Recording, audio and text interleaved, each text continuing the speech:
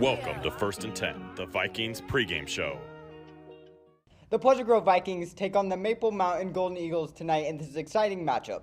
Maple Mountain is coming off of a huge win, and Pleasant Grove Vikings are coming off of a very, very tight win. Let's look at some of their stats. The Pleasant Grove Vikings are averaging 66 rushing yards per game, while Maple Mountain is averaging 129.3 rushing yards. Their passing yards are 94 yards for Pleasant Grove and 219.7 for Maple Mountain. That brings their total yards to 160 for the Pleasant Grove Vikings and 349 for Maple Mountain. What do you think that Pleasant Grove can do to really bring up their yards in all areas? I think Wade Christiansen is an amazing running back, so I think maybe try running it more with him and trying to get those rushing yards up. And also on the passing yard area is Cannon Jacobson is our fourth-string quarterback, so I think a lot of our yards are from that. He hasn't gotten a lot of playing time in the game, so I think it's hard for him to get most of that yardage up because all the pressure is on him. Let's talk about some of their tackles and how they're doing in that area. So Pleasant Grove has 16 tackles per game, while Maple Mountain is averaging 52.7. While Pleasant Grove has 0.3 average sacks per game, Maple Mountain has 2.3. What do you think that Pleasant Grove can really do to really bring up their end there with how really short they are in their tackles and their sacks? I think something with our sacks is a lot of teams that we play, their linemen are just so much bigger than us. Like we saw last game where our linemen were just a lot smaller than the other team. So I think that's probably where a lot of their 0.3 stats come from. And on the tackling-wise, it's just something that they got to work on in practice. Really, the end decider of the game is the points that they get. Pleasant Grove is averaging a 9.3 points per game, while Maple Mountain is averaging an astonishing 35.7 points per game. What do you think that Pleasant Grove can really do to stop Maple Mountain from scoring and make sure that they can outscore Maple Mountain in the same way?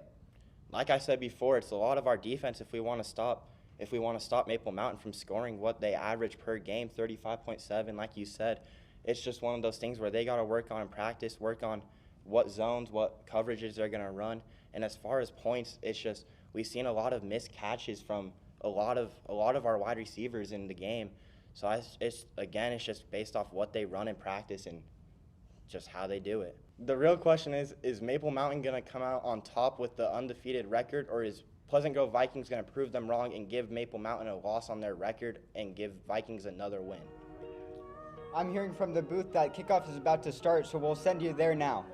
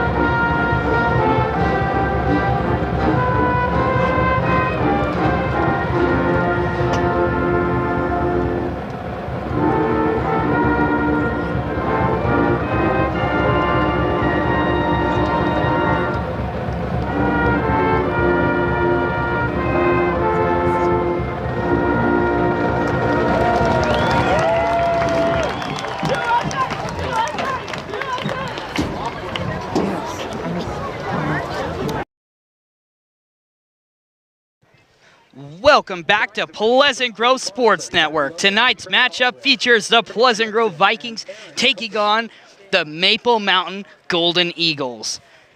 Pleasant Grove comes into this game 1-2 as their record, catching their first win last week against Granger by 1 point, and I believe it was 35-34. I believe it was too. Very close game there, as Pleasant Grove barely pulls out the win after taking an early lead. Maple Mountain, they're coming into this game 3-0. So what do you have to think about this game? What does Pleasant Grove have to do to catch the win today.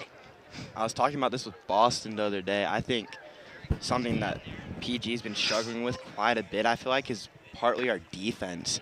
I feel like our defense has gotten good when it's like when it's towards the end of the game, but I feel like at the start we kind of struggle. So I was talking to Boston. I said it's just something they'd have to work on like at practice and just kind of talk over like what zones and what coverages they want to run. Yeah, absolutely, I agree. And sorry to get it wrong, it's 28-27 was the win. The other losses that Pleasant Grove copped this season was against Orem and Weber, both of those games only scoring 2 touchdowns, and against Weber, no extra points were scored at all. Only 12-31, and then Orem was 13-35. So Pleasant Grove comes into this game with a goal, and the goal is to end their non-region play away from home with a win, to even up their record at 500, to go into homecoming game and to try and get a win against Riverton next week. And then they go into region play, and region play is going to be extremely tough for this team. Pleasant Grove plays in the hardest region in Utah, 6A Region 3, with the schools Lone Peak, Westlake, American Fork, Skyridge, and Lehigh. Lone Peak just beat the #1 ranked team in the state, Corner Canyon, who used to be in Pleasant Grove's region 2 years ago before they moved away, and Lehigh was promoted to 6A over what they used to be 5A. So a lot of people are predicting that Pleasant Grove will only win 1 game in region against Westlake, who is the weakest team in Region 3. But the strong teams in Region 3, Skyridge, American Fork, Lehigh, and Lone Peak are all in the top 10 of the entire state, which is absolutely insane. Pleasant Grove comes into this game against Maple Mountain with their former quarterback, Mason Jensen, 2 years ago, who played under Nick Staffieri for varsity. Pleasant Grove, the captains in the middle of the field, shaking hands. And Pleasant Grove, this is also the second game that Cannon Jacobson is the starting quarterback and the only quarterback for Pleasant Grove. If he is injured, if he goes out, Spencer Hafoka will take over as running back quarterback, also known as Wildcat formation, but I don't know if it's going to be like a Wildcat play every time. I think he's going to throw it a lot too. Yeah. So it might not necessarily be Wildcat, where he's just running the play. So he could be in shotgun formation. Who even knows? Because we still have good receivers. We got, Ryder Huntsman. We have Dayton Hansen, of course, and we have other great players, Adam Wright especially. So we have good receivers. There's talent on this team. It's just the youngness is a factor. Yeah. I was also talking to Boston. I think something that is also kind of holding us back on the offensive side is no blame to Cannon at all. Just want to put that out there. But putting our 4th-string quarterback in, Cannon not getting that much playing time on the field, that's a lot of pressure on him, and I think he might be feeling that pressure in the games, and it could cause a lot of our interceptions. Mm-hmm.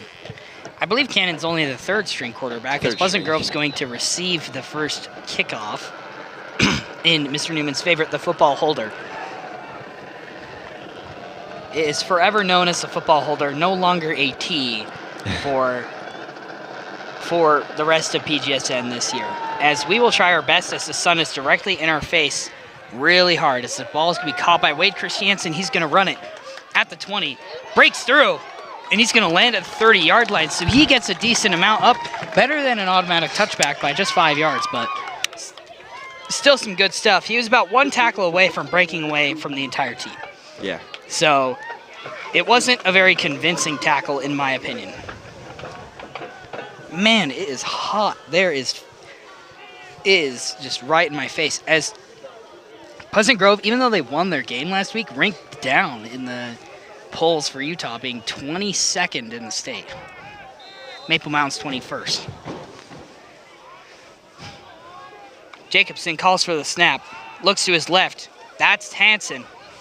Hansen changes directions and is brought down. So for overall loss of yards on that play, as I think that throw was a bit too ambitious, a bit too quick to be released. So Jacobson takes back the field.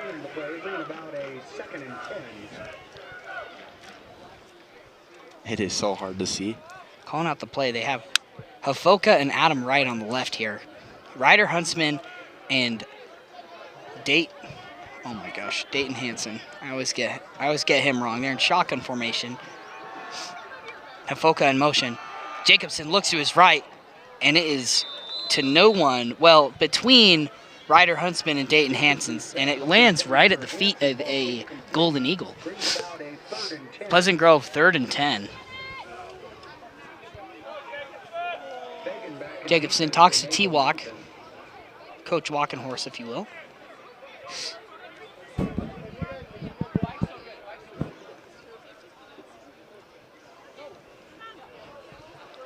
Pleasant Grove student section consists of only student council kids. Nope, okay, there's a few that aren't, but basically almost only student council kids. So, but I don't blame them if this is a 30-minute drive. And T-Walk calls a not a touchdown, a timeout by Pleasant Grove, and we're only 52 seconds into this quarter. Yeah. So, what do you think of that move, Zane? I don't know. That's a tough one. I think it might have been just too early to call that timeout. Because now you only have 2 timeouts going into the rest of this quarter and next quarter. The rest of the half. Yeah. So Pleasant Grove is looking at like they have to figure this out in this timeout, because they still have basically 23 minutes to play. Yeah. Before they'll gain that timeout back. And they still have 2 timeouts, which is reasonable. And if I would be more judgmental if this was the 3rd quarter that they did this in. Hansen moves to the left to make it trips on the left. Pass to Hafoka is out of bounds. And it's going to be 4th and 10. So that's a 3 and out for Pleasant Grove. And they're going to be the first to punt only 56 seconds into this quarter. Yeah. I'm going to go back to those timeouts, too. I think it's, like I said, an interesting play and going into only 2 timeouts left in the half. So they got to really know when to use that timeout, and when they do use that timeout, they got to make it really effective. Yeah. So Mason Anderson comes out here to punt for Pleasant Grove.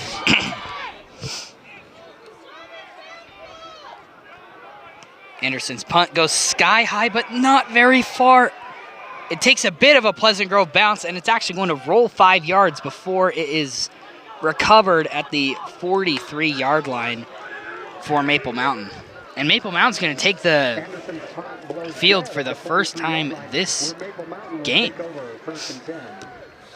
So we will learn the offense as best we can, plus with the sun in our eyes and the black and gold numbers, it's a little hard to see. So cut us some slack if you could. Mason Jensen running quarterback here.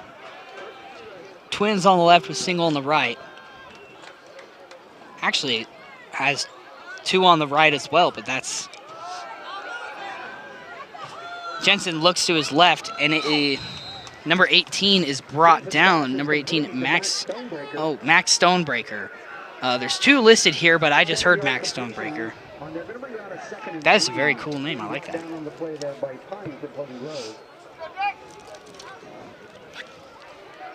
So Maple Mountain, 2nd and 3. Jensen in shotgun again. Looks to his left. That's Stonebreaker again, and he's brought down very quickly by Pleasant Grove, basically at the line of scrimmage once again. So that's going to make it 3rd and 3. Maybe 3rd and 2 if they're being generous here. But to be honest, it looks the exact same as it was. We're at the exact same distance. Mason Jensen is running shotgun again. No changeup in his formation.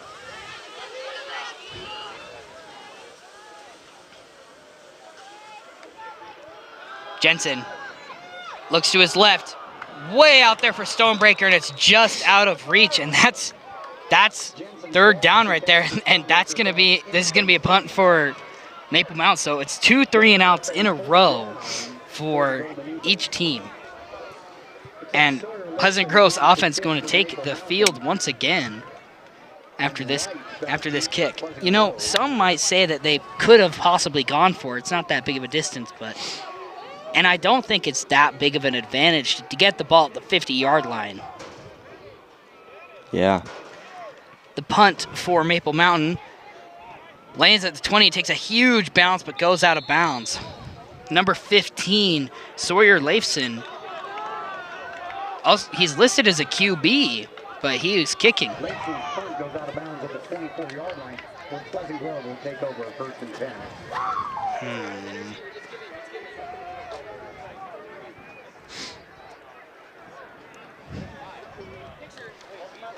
Maple Mountain has an absolutely gigantic roster spanning 4 pages long.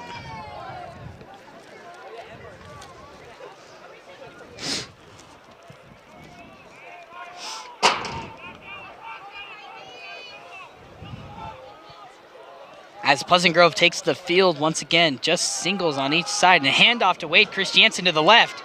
And Wade is going to be pushed out of bounds, possibly at where the line of scrimmage was. And that, you know, that looks like it could have been a little bit of unnecessary roughness. They pulled him out of bounds and then just shoved him to the ground right after. Not a very called for play, I'd say. As Derek Brinton and Alton Pine leave the field for Pleasant Grove. Jacobson in shotgun looks to his right, and it's good to Hansen, who might have a first down here. Ref does call it a first down, and the chains are going to move. So, very good play quickly by Pleasant Grove.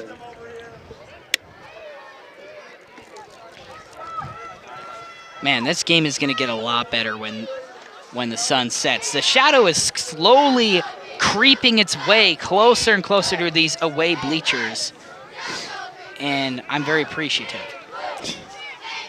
Jacobson, twins on his left, looks to his left to Hansen again, and he's brought down immediately. Oh my goodness, Eli Mauga takes him down, and Hansen, that's going to be a big loss of yards for Pleasant Grove there. With that tackle, moves the ball back to the 32-yard line. Jack, tell me what you think, but I think something that makes Cannon a good quarterback is the fact that he's really calm in the pocket. Like when he's getting rushed, he's calm about it. He doesn't panic. We have trips on the left. Hansen was in motion, looks to his left, and the ball is do they call it a perfect pick? And they do. And PG's offense is going to leave the field. So, as you were saying, Cannon is calm in the pocket. That was something that we saw a little bit of Drake not being. Drake Stanley would commonly roll out of the pocket as soon as he could, but also this is a little bit of a different defensive or offensive line than we saw 2 weeks ago in Weber, when Drake was the one who started the whole game. And as well as in Orem. Orem was a learning game, and the first two were learning games, to be honest. As Maple Mountain they snap, and they make a decent push for about 7 yards there. That's Eli Mauga again. So he was the guy who took down Dayton Hansen to make us lose 5 yards.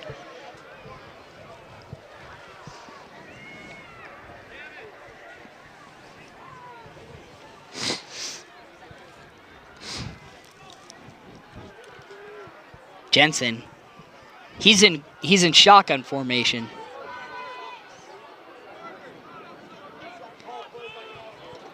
Jensen hands it off, and he's brought down. Jensen hands off to his main running back. It's Mauga. So Mauga is main running back. He's actually not listed as a running back or as what grade he's in. Who even knows?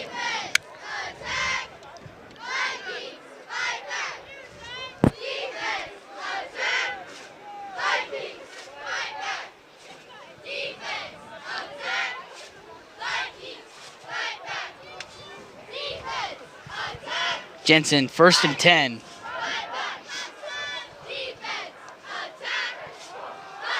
Jensen looks to his left, pass down the field. Derek Morehouse catches it. Derek Morehouse juking many players. He breaks a tackle. Derek Morehouse to his right, and he cannot figure out where to go, and he's brought down after 4 Vikings grab him. And there's a lot of roughness here. A lot of PG players are getting pushed over when after the play is over. It's kind of funny almost. Alton Pine just barely tight end senior. So 1st down for the Golden Eagles. And Derek Morehouse, wide receiver for Maple Mountain here. Maple Mountain has a ton of seniors on this roster, some sophomores, but seniors and juniors mostly. And then a lot of them are just unlabeled. I actually have no idea how their football team is this big. I've never seen a football team this big, let me tell you that. Jensen calls for the snap, hands it off to Mauga, and he's brought down immediately. Maddox Webb takes him down. We've seen a lot from PG's defense too. I'm going back to the first game when we played Orem, I believe. We played Orem. We saw our defense struggle like the first few quarters, but really at the end they really did a very, very good job on stopping Orem from scoring again. And I think that's something that PG did really good in that game, and I think that's just something they need to keep working on. Because I feel like our defense is one of those parts where if it's not good, it's gonna be a struggle for our team. Yeah. Jensen looks to his right immediately. Receiver is brought down, cannot see his number. Who is it? Morehouse. It was Morehouse. New favorite player, Derek Morehouse for the opposing team. Wide receiver and center back.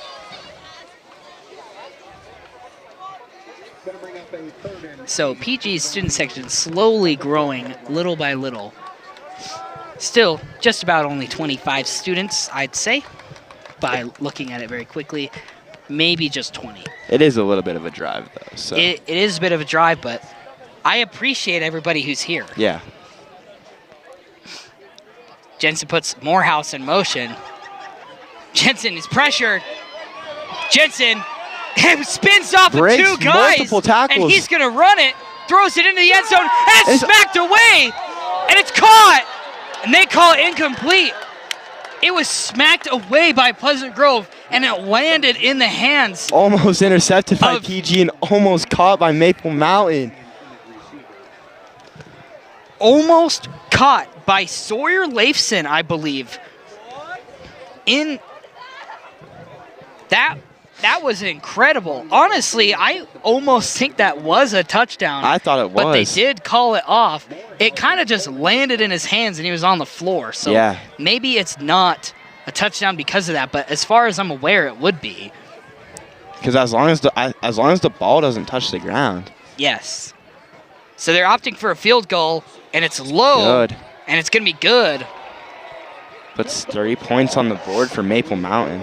So Morehouse is the one who kicked it. So a lot of these guys who are labeled as multiple positions are also kicking.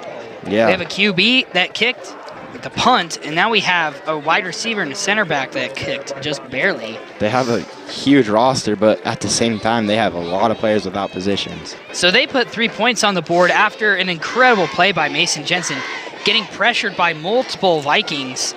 Specifically, Jackson Mortensen, the offensive line, defensive lineman, sophomore. Yeah. I like Jackson. Jackson's one of my friends. Jackson Mortensen. So he had Jensen by the jersey, but Jensen was able to break that tackle. And then we also had, I believe Lincoln Willoughby was also trying to grab him, but couldn't get him. We've seen a lot of Maple Mountain, too, just those last 3 plays, I believe, and just when he passed the ball and he juked and broke some tackles, and then just barely when we saw the quarterback break 2-3 tackles. Yeah, we have here, we have Wade Christiansen receiving in the backfield, as well as Dayton Hansen, I believe. And it's going left to Dayton Hansen. He's going to catch, and he's going to run it. And he is immediately brought down and fumbles it, and Maple Mountain lands on it immediately. Maple Mountain recovers it after Dayton Hanson flies out of his hands. And Pleasant Grove turns it over at the 25-yard line. And that is an unfortunate turn of events. This is almost certainly going to end in a touchdown for Maple Mountain. I was going to say, if PG wants to win this game, they got to figure out what they can do better. And at the same time, we already used one of our timeouts 50 seconds into the game. Yeah. So we can't really afford to use our last 2 timeouts till the second quarter.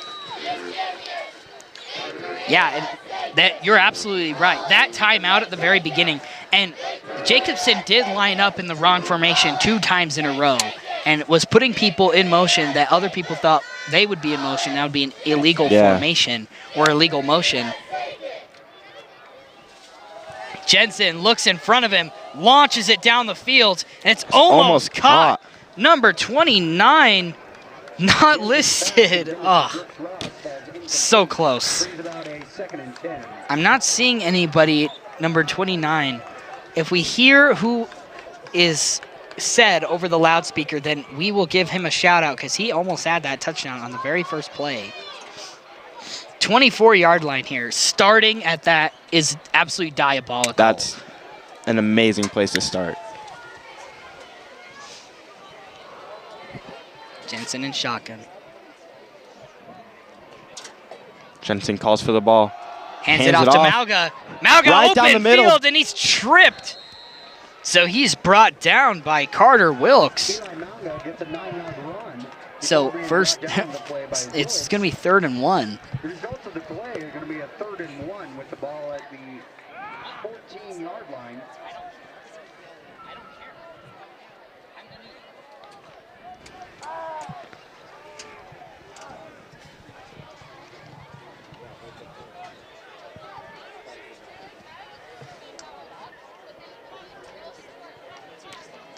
Jensen hands it off to Malga again, and he's brought down immediately by Pleasant Grove once again, that time being Derek Brinton. So we're seeing a lot more appearances for Pleasant Grove, honestly. We're seeing Derek Brinton's Mountain Pine, and these are players that we've called before. But, you know, I'm looking for more, like some Brody Downs action. I'd love some Brody Downs action from Pleasant Grove. But Carter Wilkes, having a few appearances, got a pick last game, but it was called off, which was super unfortunate. But he ran it a good 40 yards after he picked it off. Jensen with twins on the left, or twins on the right, single on the left. 2 running backs, hands it off, fakes the handoff, and oh my goodness. Max Stonebreaker. We got some nice last names here from Maple Mountain. Stonebreaker and Morehouse, Saby, Hardy, Fegan. I like it. Yeah. So Stonebreaker gets the pass, and he's brought down almost immediately. 2nd and 8. How could it be 2nd and 8 and the ball's on the 6? That doesn't make any sense. 2nd and 6.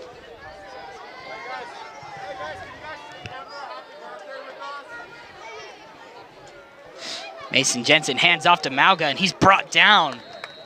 Pleasant Grove taking away this opportunity for a touchdown. And we've seen a lot of Maple Mountain handoffs, and their first 2 times running it worked really well for them, and it still has worked really well for them. And that's also something we've seen from PG, but kind of the opposite, where it's like PG runs it. It works for 2 plays, then it just kind of stops working. Amazing point, Zane. I fully agree. The handoffs to Wade Christiansen for PG have worked a few times, but have failed after. So they're going to opt for the field goal once again. So they're going to fake the field goal, handoff, and this is an open touchdown for Maple Mountain. Derek Morehouse. So faking the field goal and doing a little bit of a rugby pass, just a little handoff, a toss, if you will, backwards to Morehouse, and he runs it in for the easiest touchdown of all time. That was one of the last things I expected. Yeah. I haven't seen much, if so, any of those fake field goals. A fake field goal. An interesting play, to say the least. Yeah. It's either Carson Alve or Fernando Balenos. The extra point is good. Maple Mountain gets the extra point. Maple Mountain 10, Pleasant Grove. They do not announce his name. So there's two.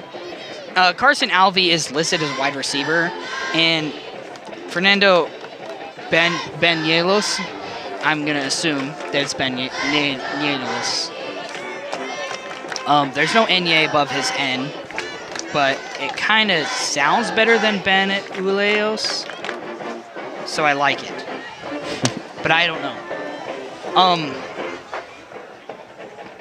Number 38 was our kicker. So PG takes a quick 10-0 deficit. Honestly, it was looking not very dire just 2 minutes ago. Yeah. 2 minutes ago, we were receiving the ball down 3-0. And I was thinking, if we get a good run in, a good kick return, then... we had a chance to score. Yeah. But we fumbled. That's Dayton Hanson once again, and he's brought down immediately. So Dayton Hanson does not get as far, but it's really just a Maple Mountain special team that is getting him really quickly. And they're super aggressive. I feel like all the tackles and hits they've had have been super hard. The sun is almost set, and then I will be able to see everything. Yeah, that would be nice. It's like in the Lego movie when he becomes a master builder and he can see everything. That's like me when the sun sets. Because it is so hard to see these numbers, guys. And apparently I was yelling too loud and people were looking at me around. But honestly, who cares? I love Viking sports. Yeah. As that play is going to get PG a good 8 yards there. Close to a first down. So yeah, apparently people were looking at me, especially when the fumble happened, it was Carter Wilkes taking down one of the running back, Mounga. When he did that, our producer told me that people were looking at me, and I say, these are PG fans, and they must know who PGSN is. Yeah. And I say, that's not really hating, so it doesn't another really run matter. to Wade. Yeah, Wade Christiansen, but he is going to run mostly horizontal and not going to really gain anything, but he does run out of bounds to stop the clock. Not really that important here in this first quarter, but because we're just going to get the ball back, and they're going to run the clock anyway. Or no, they're not. Our clock is just running, even though the clock should be stopped.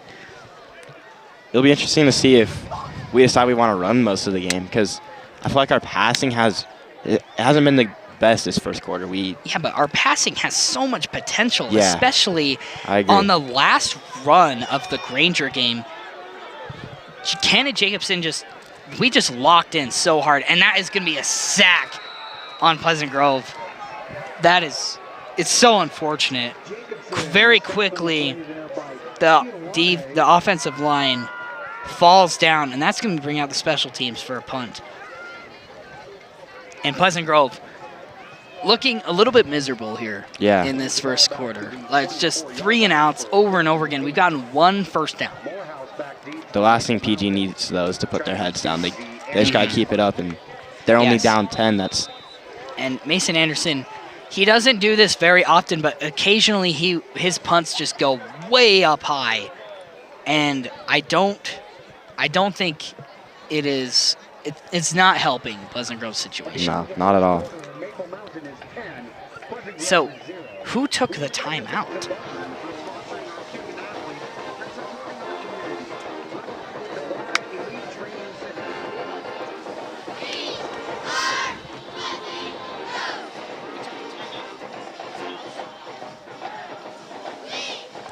We are trying to figure out who took the timeout because we have no idea.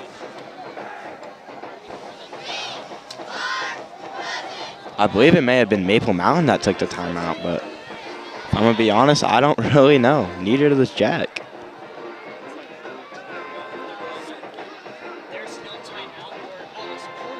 Oh. It was not a timeout, it was quarter end. We're really just incredible football analysts, guys, because we just didn't realize that the quarter ended.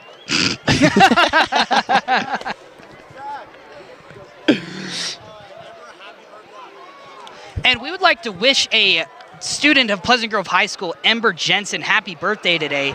If you guys can write in the chat, happy birthday, Ember. And this could be returning for Maple Mountain here.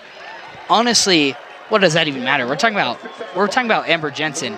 Yeah. So everybody wish Ember Jensen happy birthday in the chat, and if it's even on. But you know, very, very funny stuff. We love birthday game, you know. It's never PG football on my birthday, but there has been PG basketball one time. So that's some good stuff. So Maple Mountain is starting the ball at the 32 because they just ran it back, but we were too busy shouting out a birthday here. Like this is where now too PG can use those. Well, I guarantee they will use those last 2 timeouts. Now that it's out of the first quarter, it's not really. That's Morehouse, and he's brought down immediately. Sorry, that's not Morehouse. That is Stonebreaker. Max Stonebreaker, the junior, is not being preferred necessarily for Mason Jensen, but he has received the most passes. But we've seen that with Pleasant Grove as well. To this game so far, Dayton Hansen's been the only player that has been thrown at. But Spencer Hofoka has also had some great plays. Adam Wright and, of course, Ryder Huntsman also has had some great catches in the season so far. So I think it's quarter by quarter where players are favored. Yeah. Jensen throws way deep, and it is blocked. They're not calling PEI. They were arguing for it, but there was no play on it. The play wasn't necessarily on the ball, but it wasn't necessarily on the player either. And their ball boy looks like a 6th grader. Again, number 29, not labeled. Pull up Max Preps. Do you have it? I don't know. I will pull up Max Preps. So we will see if he's there. Pleasant Grove doesn't have labeled players as well. Our kicker, Aiden, is not labeled. Neither is Maximo. Jensen with the hike. Jensen looking. Looks sacked by Pleasant Grove. Bo Goodman, linebacker, junior for Pleasant Grove, takes him down as he rolls out of the pocket and was panicking, but was still able to line up. Brings about a 4th down with the ball at the 37-yard line.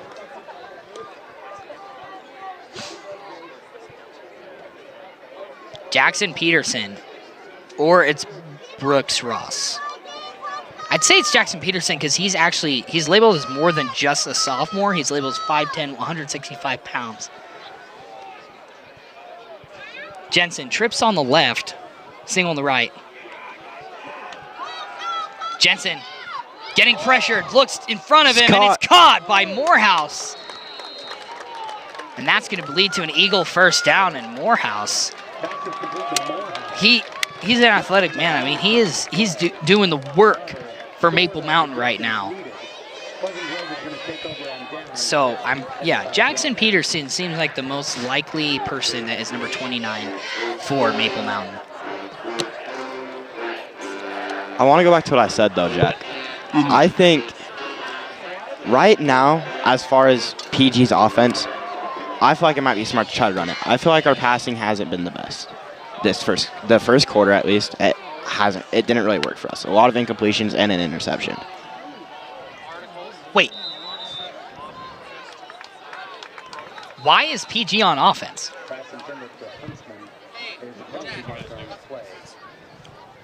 So is roughing the passer, apparently. Roughing the pass of number 8 on the defense. 15 yards to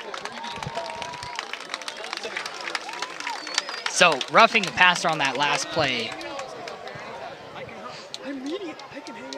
PG gets a 20-yard penalty, or 15. Nope, it's 20. 20-yard penalty. So, but my question is, it looks like that pass was good to Jackson Morehouse. So what happened because I was real quick. We were talking about the running plays, and I would say our passing hasn't worked as much, but running hasn't done anything either. Yeah, it's both complicated. So the handoff to Dayton Hansen, and he's going to make it, I mean, he's pushed back like a good 10 yards after that, but he made a 3-yard gain. Hands on the ball carrier there. It's like PG's just in a little bit of a slump. Like, Yeah, our passing hasn't worked and our running isn't working. And we haven't figured out their defensive line, who is big. These guys are big, it's looking like. And the sun is so close to being below those bleachers. There's no their mountains are not very high out here on the west side. Sorry we keep talking about the sun, but this really is. We're just happy when it goes away. Yeah. Jacobson looks to his left. It is no good. Pass intended for Rocky Wilcox, wide receiver, defensive back. Receiver falls incomplete. Savy back defending for Maple Mountain. Brings about a 3rd and 8. 3rd and 8. Pleasant Grove, it depends. What? You think they should run a run play here? Wade Christiansen. I think it might be smart, but They're in shotgun formation. Ball is almost fumbled. Cannon runs it. Jacobson just runs and slides for the first down. And there's the flag. There's a flag on the play. Late hit. Yeah, late hit. Because he slid and they just hit him right in the head with his head. Took his cranium right to his face. That could have been bad too if he got hurt. That could have been real bad too if he got hurt, because all of our quarterbacks would have been. So it was targeting, not a late hit. Basically the same thing. Yeah. Very close to not being. Again, I'm trying my best. Basketball's really my jam, and I love football with all my heart, and I'm just still not quite there with all the different kinds of calls. I definitely know basketball more than I know football. Jacobson looks to his right, and it's picked off! Oh my goodness! Right after the I Believe That We Will Win chant by PG student section, and the ironic turnover. That is the most demoralized this PG crowd has ever been. And I appreciate the use of the I Believe That We Will Win chant near the beginning. They still should have done it before the game started. Yeah. However, this is the biggest the crowd's been. We're up to probably 30 people. Picked off by Maple Mountain. And now they're doing more chants. So they're really working. They're working our student section right now. Yeah. Hansen with the hike. Throws it back. And is a gain for almost a first down, just a little bit short. So that was Malga once again. So Eli Malga, he's basically the Wade Christiansen of, and Maddox Webb is on the floor. Injury timeout being called as the athletic trainers come out. Maddox Webb. Defensive line, he has been great for Pleasant Grove. If this is anything serious, this is unfortunate. Pleasant Grove. No, we hate to see injuries, as Maddox Webb's going to get up, and he's walking on his own. Might have just been hit really hard and got the had wind the knocked wind out of knocked out of him, yes. So he's going to enter the sidelines. And PG's going to take the field once again. So, and we are so grateful that that was nothing serious. Yeah. Because last year we had a serious injury with Mason Anderson breaking his back. Oh. And the game stopped for, I swear, over 30 minutes. And it was a very somber moment out there in West Jordan.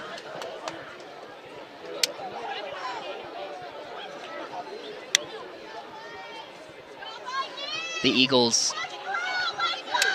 Jensen gets the snap and hands it off to Malga, and he's going to get the first down. Eli Malga, the ball carrier. Eli Malga.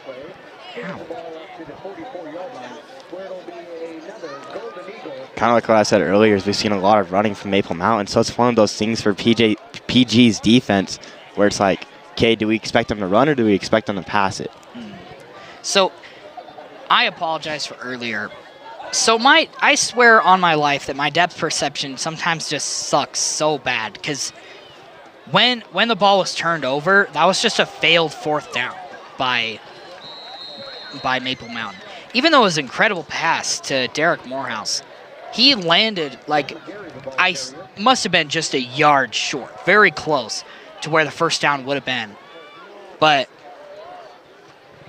really it was close. But we were talking about running plays versus passing plays for PG, and man, maybe we just got to go running, because now we've thrown 2 interceptions this game. Yeah, passing hasn't been working for us. And that is unfortunate stuff right there. Jensen looks to his right, launches it down the field to Morehouse. Morehouse jukes, and he's going down the field for a touchdown. Morehouse. Oh, absolutely insane. Just, you can see the incredible athleticism for him. As you see this replay here, that juke on Ryder Huntsman, really, this is demoralizing for Pleasant Grove, but you can't help but appreciate the play that just happened. That was, yeah. It's unfortunate. I try to be an analyst over a PG fan, but this is dire. This is not good. Second quarter, down 16-0. Down 17-0. I think, yeah, like you said, it's rough for PG. It's going to be, I feel like it's one of those things now where right now it's not too late to turn it over, but it's one of those things where we're going to have to use our timeouts, talk it over, and it's going to be something where they're going to have to work on at halftime when they're in their locker rooms. You can see this great sunset happening today. The sun is, you can almost see it in real time going behind those bleachers. But it's kind of funny, our angle and the camera angle are getting different angles of the sun. The sun is already almost halfway down at our angle, but I've been looking at it for too long. Now there's a spot in my vision. You just like the sun, huh? Yeah, I just love the sun. Yeah. It gives us life. So, PG crowd looks at me after I'm not excited because Morehouse scored. Something happened, and it really was the play of the century. Not really, not at all. But it's caught in the end zone. They're going to call automatic touchback. Dayton Hanson does not dare run it once again after he's had one fail as he fumbled it, and that ended in a Maple Mountain touchdown. But really, what the kicker was the second time when he was just brought down immediately. Yeah. And I think that their kicker recognizes that Wade Christiansen is the better kick returner, and he's kicking it purposely to the right side where Dayton Hanson is. And I'm not saying Dayton Hanson isn't good, but he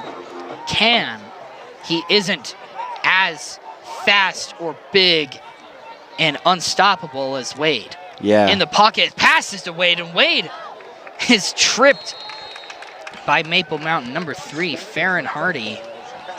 I think like what you said, though, I think that's going to be something that they continue to do, is kick it to him. I already forgot his name. I am sorry. Dayton Hanson. Yeah, thank you, bro.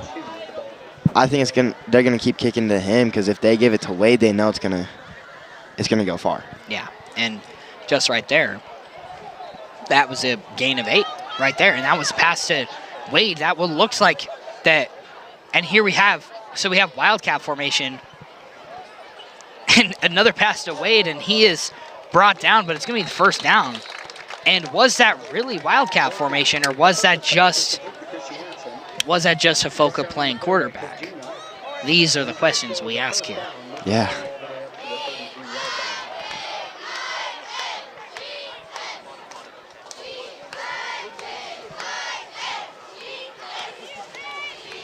And Hafoka is out there again playing QB.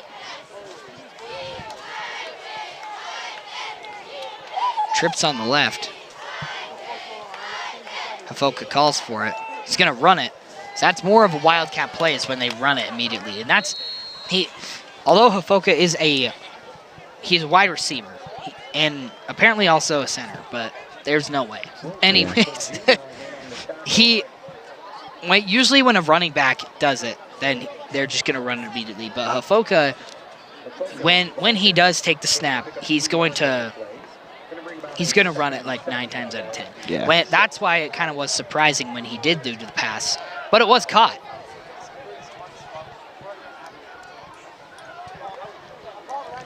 Jacobson with the high, passes it, gives it to Wade. Looks like it was Ryder Huntsman. I am sorry, I am still learning the names. This is my first year on football PGSN, so I'm still learning the names. I deeply apologize for that.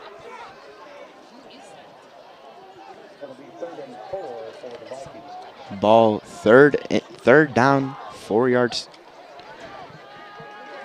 Yeah, 4 yards to go.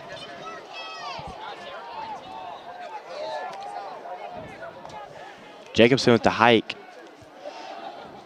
Ball is incomplete. Looked like it was thrown to no one.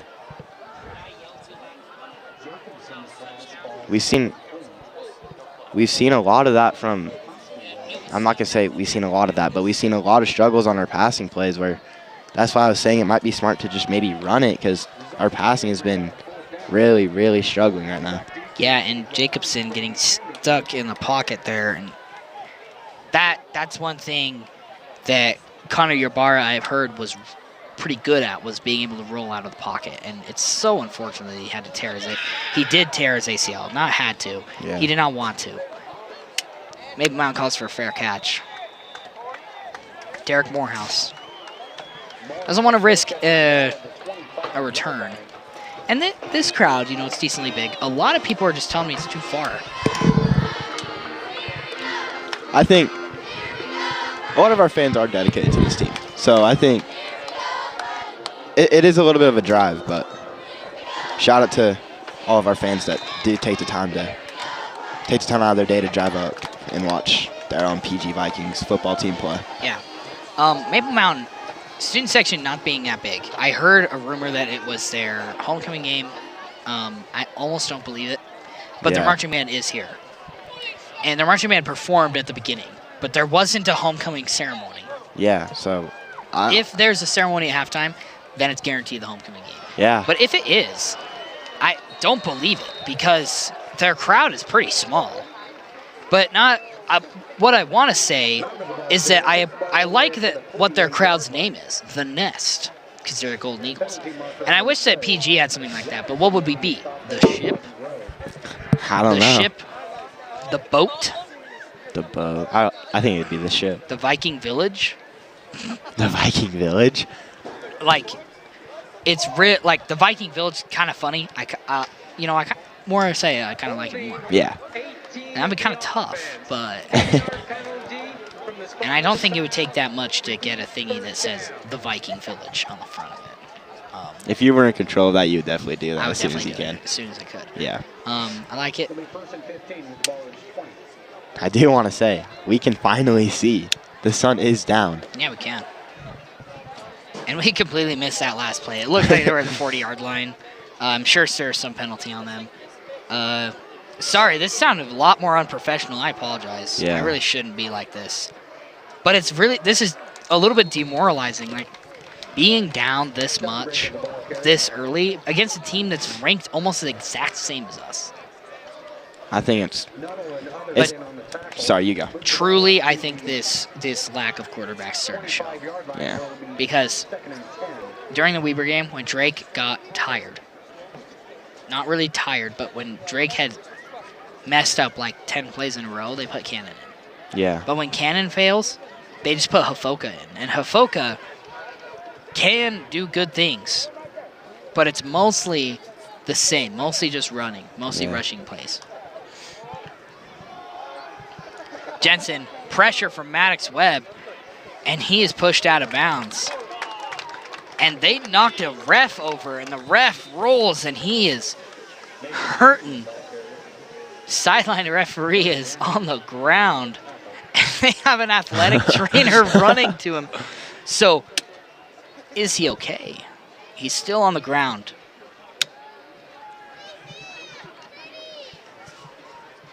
As PG runs, or at least a few of their players run over to their sideline. So referee down. And this is another injury, as you can see.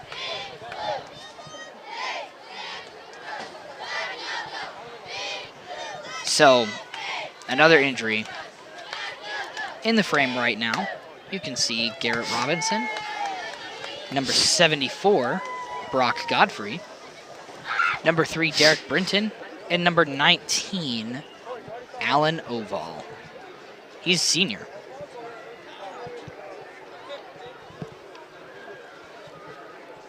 Right there's Spencer Hafoka, number 7. You know, this is boring now. I can't just keep saying players. What do you think, Zane? Do you think Pleasant Grove still has a chance to even possibly get some points this quarter? That's a great question. I think it's definitely going to be tough. Like we've both said, we are struggling quite a bit. And that's really sad to say, but it is true. We are struggling. So I think we might have a chance, but it's a pretty small chance. But at the same time, we have 3 minutes, 25 seconds left. And we still have 2 more quarters to play after this. So I think our best shot's going to be getting points in the second half. Yeah. I think the best PG can do, well, the best they can do is touchdown. Yeah. But the most likely outcome is nothing. Referee stands up, I assume, because we can't see him. I wonder what happened. So he was ran into by one of the linemen who was chasing after Maddox Webb, who's chasing after Mason Jensen.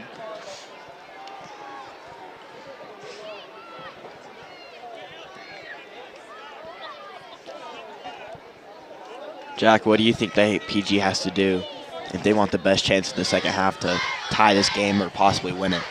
Well, it's 3rd and 9. So if they get a stop here, that's the key. Yeah. Getting a stop right here. Yeah. So if that happens, then we'll talk. Because I'm looking like they could get it down the field in the 3 minutes. Because, you know, it's not going to be their ball after the quarter's over, so they may as well just go all in. Jensen is picked off! Pleasant Grove! Ryder Huntsman runs it into the end zone! And Pleasant Grove scores! Pick 6! Let's go! I can't believe it! Look, Ryder Huntsman runs it in, and the best thing happened. I said the best thing that can happen is a touchdown for PG, and look what happened. A pick 6. Incredible. So a stop there, stop here. That was incredible. I'm speechless. I am overjoyed. I have not been this happy in so long, I feel like.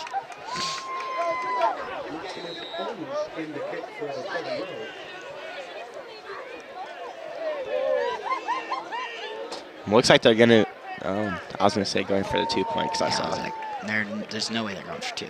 I saw Cannon go out and I was like. So they have Maximo kicking. Left-footed, by the way. Yeah, flag on the play, probably. They call it off. I wonder what it was. False start, probably. Referee isn't facing us, so it's harder to... It is a false start on Pleasant Grove. So it's going to be a 5-yard penalty. We're going to have to kick again here. So there you go. This is quite the turn of events here. Yeah. Because about 1 minute ago, I was very sad. Same. now we're both so happy. There's been energy pumped in, and there's another flag on the play.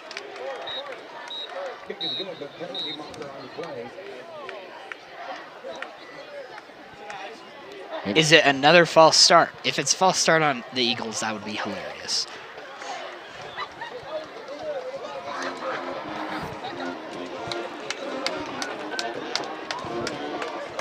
They count. Yeah, they count the kick. Really? So it looks like it was taunting on the Golden Eagles.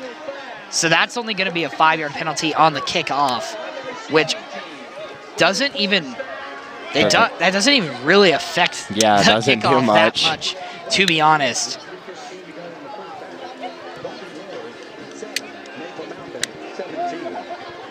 Like instead of kicking at our 45, we're kicking at their 45, and that just makes it way easier to just run it into the end zone.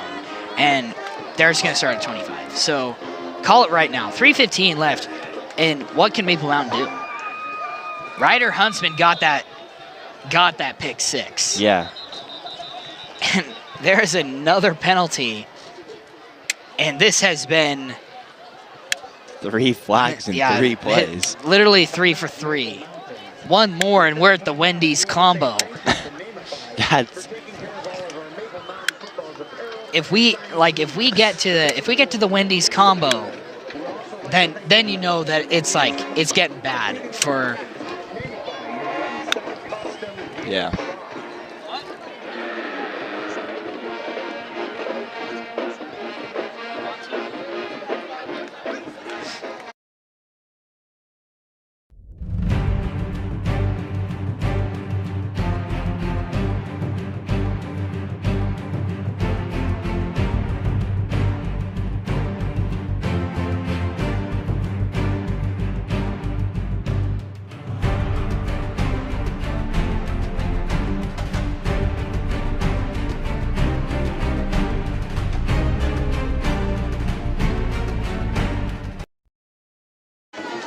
As we welcome you back after our Chubby's Cafe commercial, I don't get any audio from the actual stream itself. I only get the audio from us. I have no idea if that commercial has sound, and if it doesn't, that is not good. Yeah. And they do a what? Were they trying to do an onside kick? Maximo he opted for the onside kick, but was that the idea? Do an onside kick because we're at the 45, try to recover it? I don't know. Neither team was in formation for an onside kick. It's like no one knew that was going to happen. I don't. Especially Maple Mountain. Yeah. I mean, there's no way they were expecting that. There's no way. But so they're starting 10 yards further than they should be.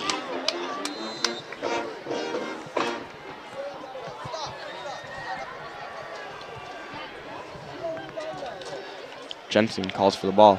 Jensen hands it off. Malga runs at 5.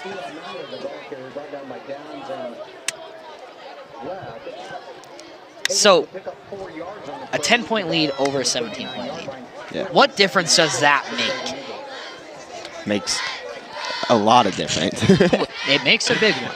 It makes a big one. So overall, this game is now 2 scores. Yeah. It was 3 scores. It's 2 scores now. And that's Eli Malga brought down again. Net gain of 0 on that play. Ran a horizontal cutting drive, and he was brought down immediately. So Maddox Webb reads that very quickly, and he brings him down.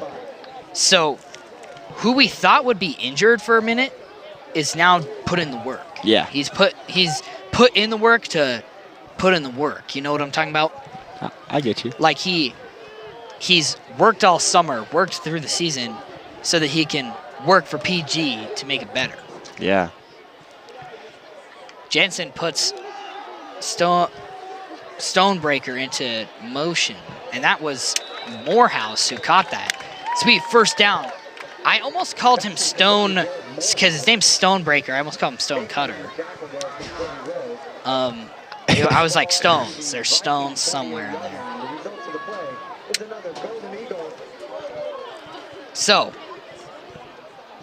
I'm not trying to flame. No flaming, by the way. The Maple Mountain student section is less full than their parents. Yeah. It looks like the parents are a little bit less dense, but they're straight up only taking up a third. And PG keeps him, pushes him back. Great play by Bo Goodman. I did want to say, that pick six, even though it was 2 minutes ago, but it was still a pick six. That definitely turned PG's team's head upside down. Like, they went from being... Turned it back upside up. Yeah. Jensen looks far down the field. Almost caught, but is incomplete. Incomplete pass. Okay, but what I do want to say is that definitely went from PG having their heads down to putting them back up and saying, okay, we're back in this, so let's go out and win it. Mm-hmm. They definitely have a lot more energy in them now. Oh, man. I had the roster ready because he's still not labeled and I don't have a pen to write down his name. For some reason, when you just turn off your phone, Max Preps will close by itself. It won't let you. So Jackson Peterson. That, or it's Brooks Ross. Get another stop here, and they have to punt. Jensen pressured. Jensen throws it. There's a flag on the play, but it's Morehouse. Morehouse brought down at the 25. What is the flag? Probably holding. Yeah. I would say holding or PI. Because he had plenty of time, and PG was right there. Yeah. Kind of redundant to say, but Maddox Webb, right. So it was holding. It was holding. So Pleasant Grove. So they replay third down, but it's going to be 10-yard penalty. And that's huge. So it was pretty obvious from here. Like when you said PI, I was like, "There's no way it's PI." There was no one even on I was gonna say I didn't see anything that could have been a PI. Also, this field is very nice. So their jumbotron has a screen. It's like a screen. It's not like lights, in a shape. Yeah. We'll keep talking. Mason Jensen calls for a snap. He's looking to his left. He's pressured. He throws it to Mauga, and Mauga makes the first down. And he, against all odds, runs it all the way down the field, and the clock stops at 25 as they move the chains. So, but there's also, it looks like a VAR system that soccer would use on their sideline. They have a TV down there playing replays. There's no review in high school. I'm not sure. I guess it's just film. Is it just film? I don't know. I can't answer that. I don't know either. It's definitely not our stream. They have an opposite angle as us. Yeah.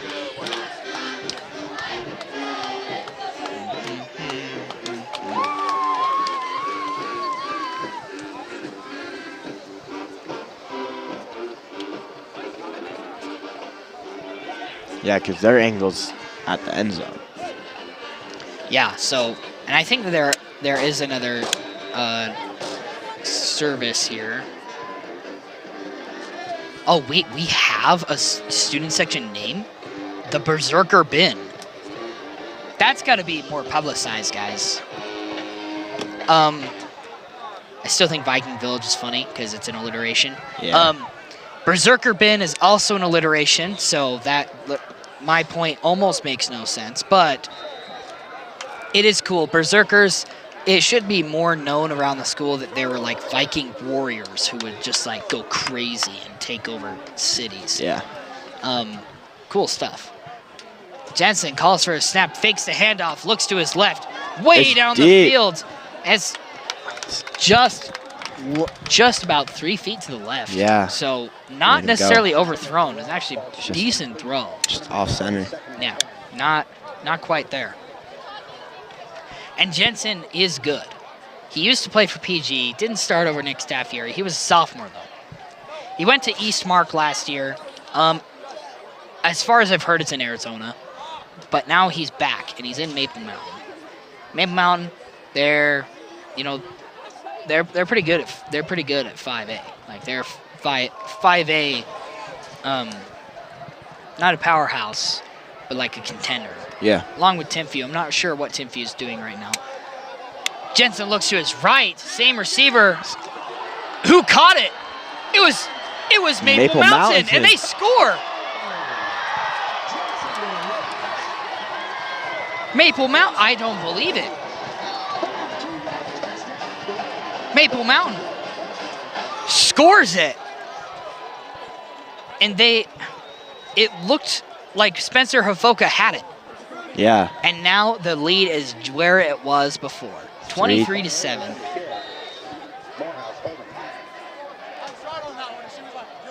PAT attempt from Maple Mountain, and it's good. And this 15 seconds on the clock, guys. Like you said, back to where it was. 3 touchdowns now that PG has to get. And probably not in this second quarter with 15 seconds left on the clock. And it was confirmed Jackson Peterson is number 29. And he is the guy. He's the man who just caught it there. And it was like so close. Hofoka was right on it. And I honestly thought Hofoka caught it. Yeah. It's kind of hard to see, though.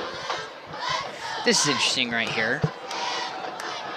It looks like that Wade and Dayton are switching sides that they're receiving. Try to confuse them a little bit? Maybe. I'm not sure. Maybe I'm actually crazy.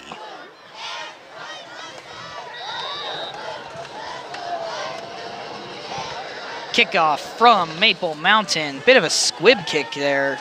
Going out of bounds, and that's a, out of bounds kick. There's a flag. So it's not quite the 4-for-4 that we were looking for. Yeah. It's been a while since the last penalty. But there were 3 penalties in a row. So the 4-for-4 was almost there. So they have 15 seconds. It's basic. I think this is going to be Hail Mary formation they're going to go in. Yeah, I think that's kind of what they have to do. Yeah, other than that, they could try to run it with Wade. But this is 15 seconds. They do have 1 timeout left if they do want to stop clock. That could happen, and I actually wouldn't disagree if they did do that. And I mean, might as well use it if you have to. Actually, I think they might try to do 1 run play with Wade. Snap, and it's a run play, and Wade is brought down immediately.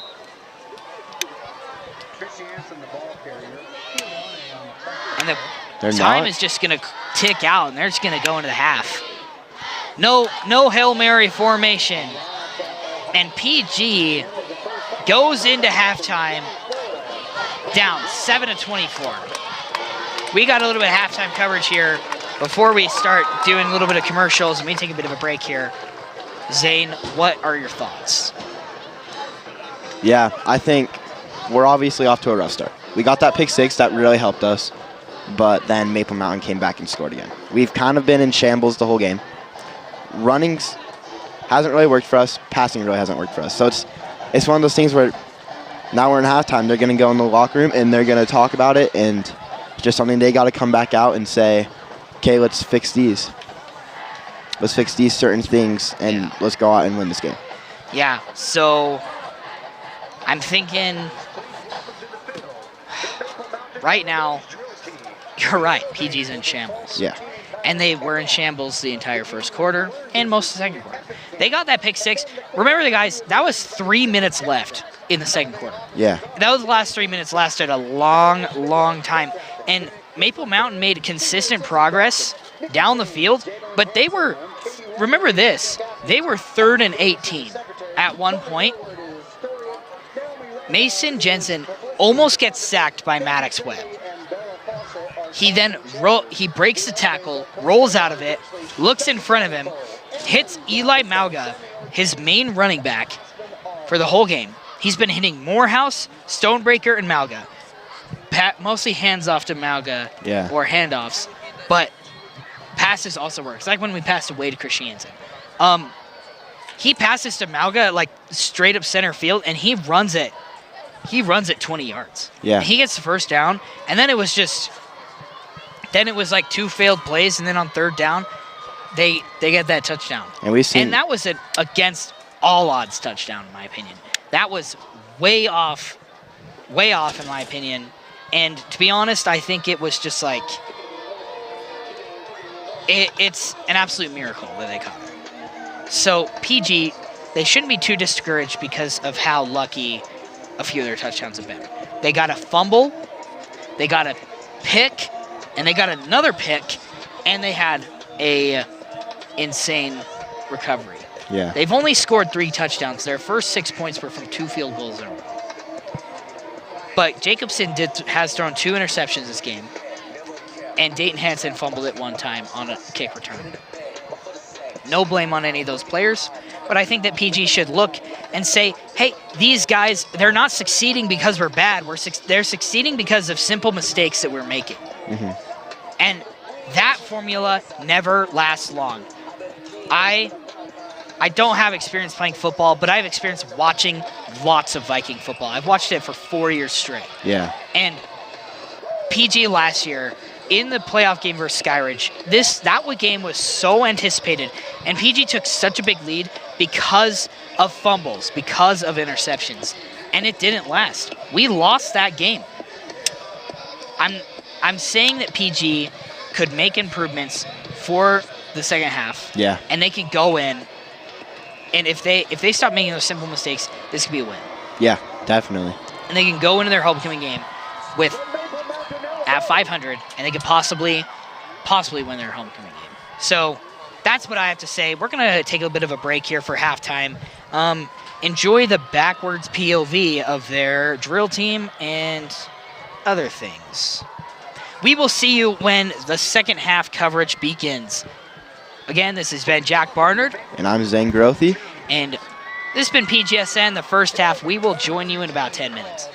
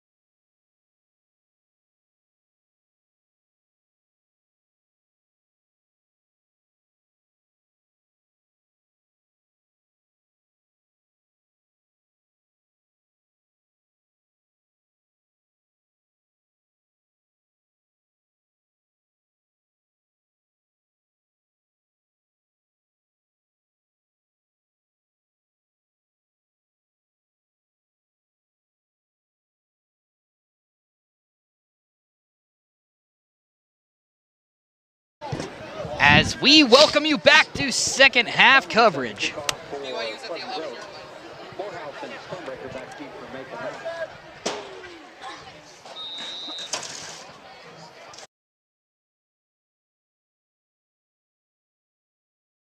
And Maple Mountain's going to receive. This is Morehouse. Morehouse on the right side, open field, and he's brought down at the 30.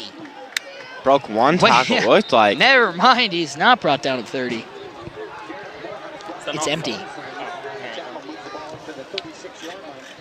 Those are ice cubes in it. My mic's unmuted. All right, well, coming into this second half here, I don't know what was said in there. I wish we could get a locker room POV. Honestly, like, I think it would be really cool to have a locker room like POV to know what happened there. But it's really okay. As we're going to have a new color commentator joining us for this second half here as Maple Mountain gets a big run.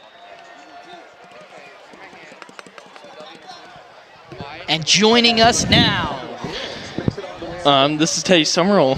Let's Thanks for having me on, Jack. Teddy Summerall. Love to be here for the second half. Fellow son of a teacher here at Pleasant Grove High. Yeah. Yep, it's nothing that special. Not really. Anyways, so what is your opinion as cameraman for the first half? I just want to hear some stuff from you. We'll have general coverage of these plays. The clock hasn't even started yet. It's 11:13. From what I've Jensen, seen hands so off. far, there's been a lot of running back-led plays. For Maple Mountain. For Maple Mountain, Yes. that is. Yeah, they've gained a lot of yards purely off of that. Little drives here and there. Their short game it's been better than ours, unfortunately. Yeah, our short game has not been that good. Short game, explain to the audience what that is. So in football, our short game would be little plays that just gain us 3 or 4 yards every here and there. Mm-hmm. And those are usually used when you're at the goal line or near first down, or just sometimes at the beginning, as it's a little handoff to Mauga, a little toss, if you will. It's right there. Wasn't very much of. I don't know what the cheerleaders are saying. They're doing a little bit of complicated chants, I'm not going to lie. You know? They've actually mixed it up since this last year. They got a new coach. Got a new cheer coach. Bring in new cheers. Go compete different places. Nice, nicely done. Cheer team, we support them here at PGSN. So, Maple Mountain here on the Pleasant Groves 45-yard line, 3rd and 4. Hands it off to Mauga again. Mauga is either so close to the first down or he got it. And I think he got it. Ooh, just 1 yard away. 1 yard away. That's close. Unfortunate. I mean, they're going to go for it. They call him false start. What the heck? Why do you do the do as I'm doing formation?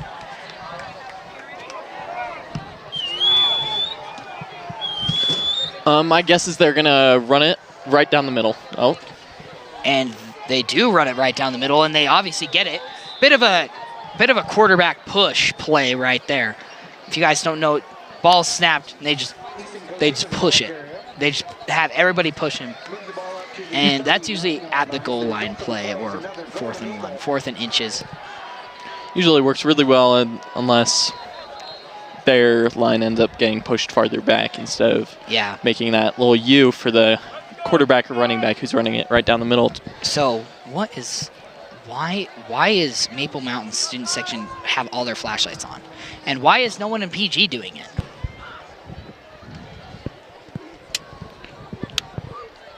Anyways, Jensen looks to his left, a little toss to Mauga once again. Mauga breaks past a bunch of people. So that first juke is really the most important one of them all. Linford McBride was the one who was juked right there, number 58.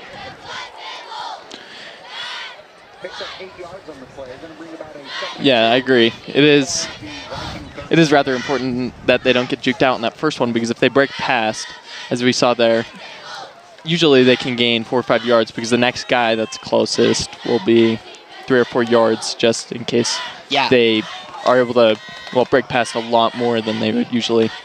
On the line there, so they're blocking each other, and he hands off to Malga to go straight through, and that, I think, might get a first down there. And he does get a first down. So Maple Mountain, this is what is killing us, is the steady progress. Now, as we mentioned right before the half ended, most of Maple Mountain's points have gone off Pleasant Grove turnovers, and not 3-and-out turnovers, but picks and fumbles. Specifically 2 picks and a fumble, and Mason Jensen does fumble just barely, and he runs and he tosses and it's caught. There's another first down. Yeah, they call it. Do they call it incomplete? No, they call it good, and that's gonna be another first down. So, as I was trying to explain, what is killing us? Another insane play happens.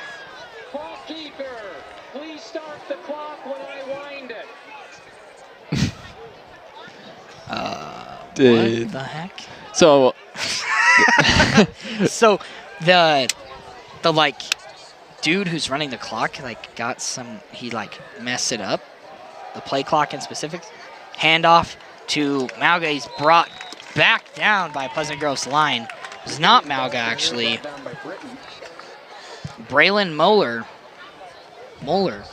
I haven't seen any of him this game. It's been the Malga, Morehouse, and Stone Stockbreaker game. Those 3 receivers and those 2 receivers and the running back they've scored every point, except for 1 time, and that was on their only touchdown that wasn't off of a turnover, which was the last one at the half. And that one, I really don't know why Max Preps didn't reset. It's Jackson Peterson, number 29. So,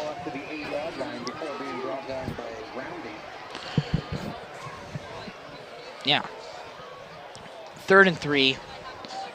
Maple Mountain, they call for the play. Do you think it's going to be running or pass? From what I've seen, my guess is that they'll fake to the pass like they just did, because it's always good to touch back on a play that just worked. And then they're going to maybe motion number 18 over. Oh, no, they go for the pass. They do opt for the pass because they had trips on the left. There's a running. Flag down. There's a flag on the play. Now he launched it in the end zone. It's picked off by Ryder Huntsman. What is the flag? Is it holding? It must be because of how long Mason Jensen had to throw.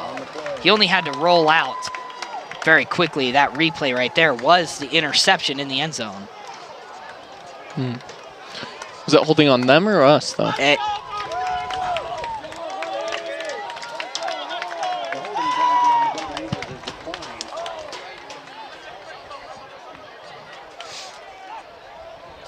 Result of the play, Pleasant Grove's ball at the 20-yard line. Result of the play, PG's ball at 20. So it's basically just a touchback for us. I think the call was holding. It was holding. I couldn't see because the referee's facing the other way, and there's like players all around him because they're arguing.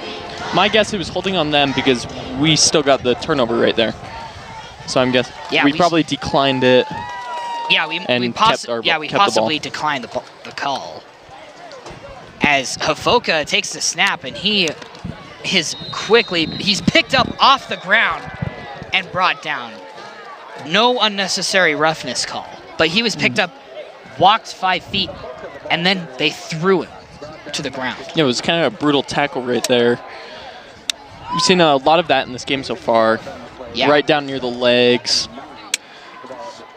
I believe it's caused us 1 or 2 fumbles towards the beginning of the game here. It caused 1 fumble from Dayton Hansen. So he was kick returning, and he was quickly apprehended by, I think, Eli Malga. And he was, because he's also a linebacker. And And yeah, he just took him down right at the knees, and that he fumbled the play immediately. Timeout, Vikings. Timeout, yeah, by Pleasant Grove. That's the second time I've almost called a timeout a touchdown this game. A bit of tiredness maybe possibly hitting. Teddy, you think PG should opt for? So we've seen success in both passing and running. This game specifically, there hasn't been success in either. There's been, I think there's only been 2 first downs that weren't off of penalties. And I think that they were off of passes. Now, I do think that the potential with Wade Christiansen is there. Jacobson retakes the field as it's 2nd and 9 because the Wildcat play just didn't really do much. Jacobson looks to his left, and it's caught by Ryder Huntsman for the first down. And he's gonna be at the 35-yard line. So there you go, right there. Well, Jack, I'm thinking maybe we might actually have more success with our running passes through our running back with Christiansen, because in past games we've had a lot more success, at least with gaining yards than we have so far. And we've shown a lot of depth right there in our running backs. Wade Christiansen at 85 rushing yards last game. Also, from what I've seen, most of our passes have Jacobson looks to his left again. It's caught by Ryder Huntsman once again, and he is 2 yards away from first down. So that's twice that our pass plays have worked after both of us said that runs would be better. Yeah. Well, my reasoning right there for why runs would be better is because our passes so far in this game have resulted in those turnovers that have led to them scoring. Yeah, like we have thrown 2 well, not picks. Turnovers, but picks. Those are turnovers. There's more extreme ones. Jacobson rolls out and it's picked off, just like we said, and Maple Mountain runs out of bounds. Out of bounds right there on the 22nd yard line, gaining them a first yard and a turnover. And we were just saying, almost like a curse.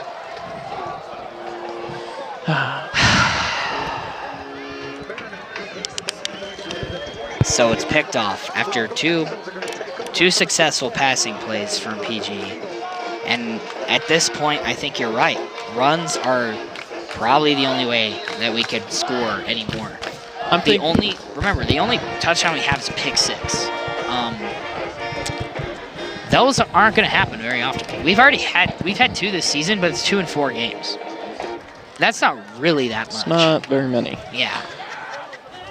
So one of the perks of having it being running plays is the handoff for Maple Mountain, number 44. Oh, there's 2 of them listed again.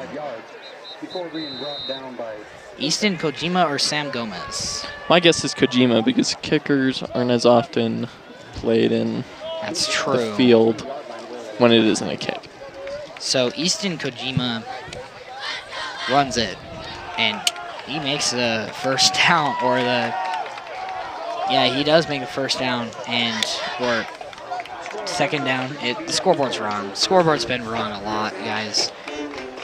As I said earlier in the game, it would seem the guy in charge of scoreboard and clock keeps getting distracted. Yeah, and the PA announcer even said it himself. Said to the entire stadium, call them out. Beepity beep. I'm not censoring. I actually have no idea who he was. And BYU catches a win, just barely. 18-15. Going now 2-0. Good for them. As Jack was saying, the commentator called out their camera guy by name, telling him to pay attention and keep an eye on the clock and turn it on when he tells him to. Yeah, turn on the clock when I tell you to. I assume he didn't mean to say that to the entire stadium, but equally hilarious.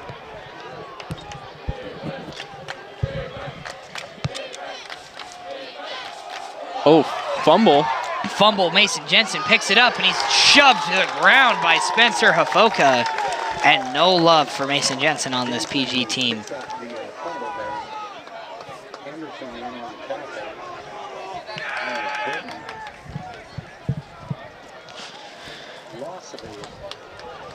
So, only a loss of 1 yard after the fumbled snap. That might be rather good, though, because they do have 12 yards to go on the 3rd down.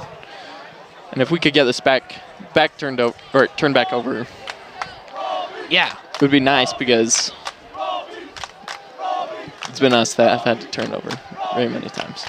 Jensen looks to his right, and it is good to Morehouse. Jensen's pass is complete to Morehouse. Good intending for Pleasant Grove. Moves the ball up to the 18-yard line. It will be 4th down. So, Jack, would you say Maple Mountain here has a stronger running game or passing game?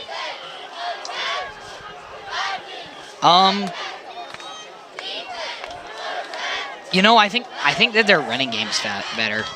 Eli Malga's great running back, and they've been doing a phenomenal job. That kick is good. Very close to the right side. I almost looked like it was bad. So, PG is now in an insurmountable 20-point deficit. Would you say? Yeah, I think I would. It'll be rather hard for us to bring it back up from what I've seen due to so many turnovers.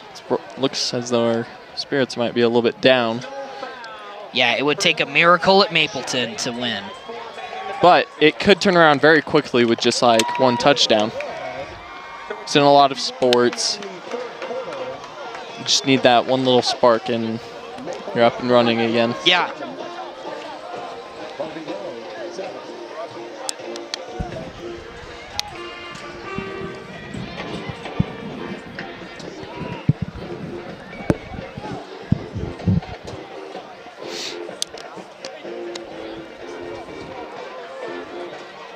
So PG going to receive this kick here. They, once again, Dayton Hansen and Wade Christiansen receiving in the backfield. I say it like there's ever been a different guys who's received. They're going to be the guys who are going to receive.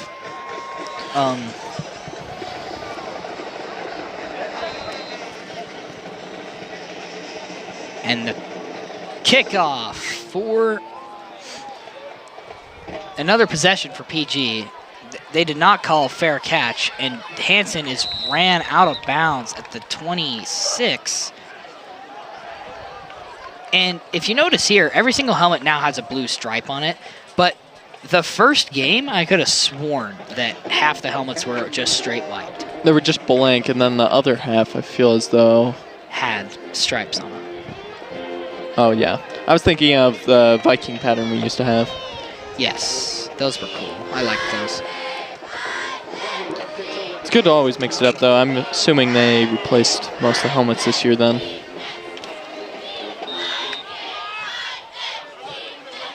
All right, let's see. So handoff to Wade Christiansen. He goes left. Wade makes the first down. He's going to run out of bounds. Flag down? Flag.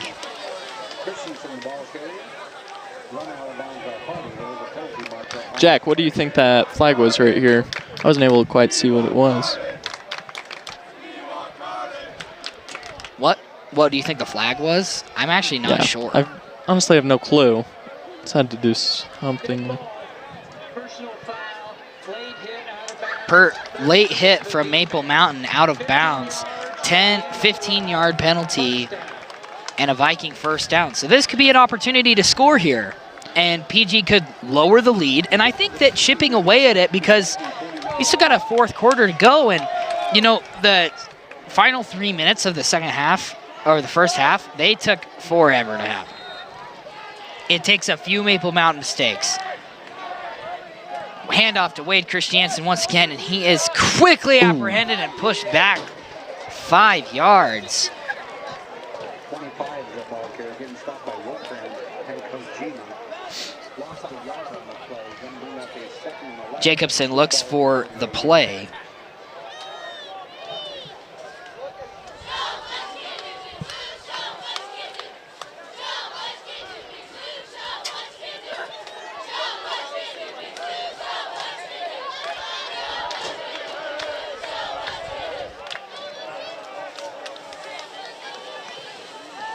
Jacobson looks to his right. It is no good. There is a flag. No, wait, no, there's not. Wait, is there? I could have sworn I saw one fly onto the field. Very close to Hansen, though. And they have Hafoka out there.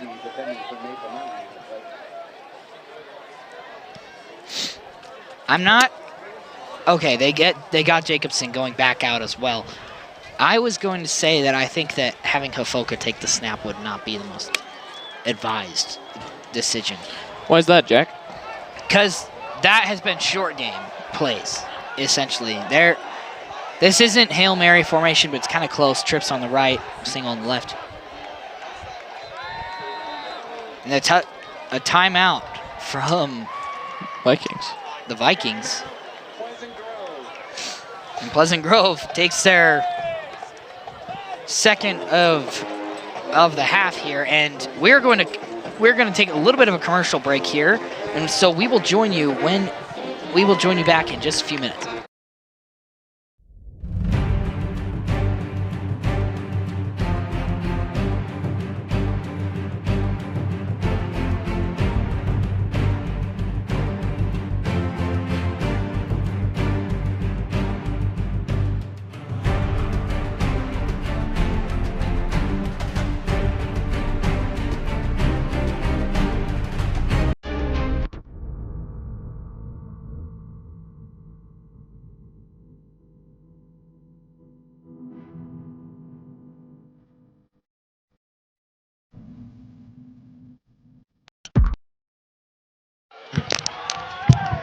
Jacobson calls for the snap, looks to his right, it's caught! Caught, and I'd say first down by Spencer Hafoka. And that's why I say that PG has passing potential, because they just dug themselves out of this hole. I just think that saying that PG's passing game is bad is an ignorant statement. And you didn't say that. Mostly. Jacobson looks to his right once again, launched it down the field. Ryder Huntsman. It's just not quite our strongest field. And right there, but Ryder Huntsman was behind that defender. Number 1, Maddox Saby. Especially with a stronger line and safeties. Or against a team with a stronger line and safeties. The student section is chanting, "We want GK," as in GK Jared, who is not a player, and he is taking photos on the sideline.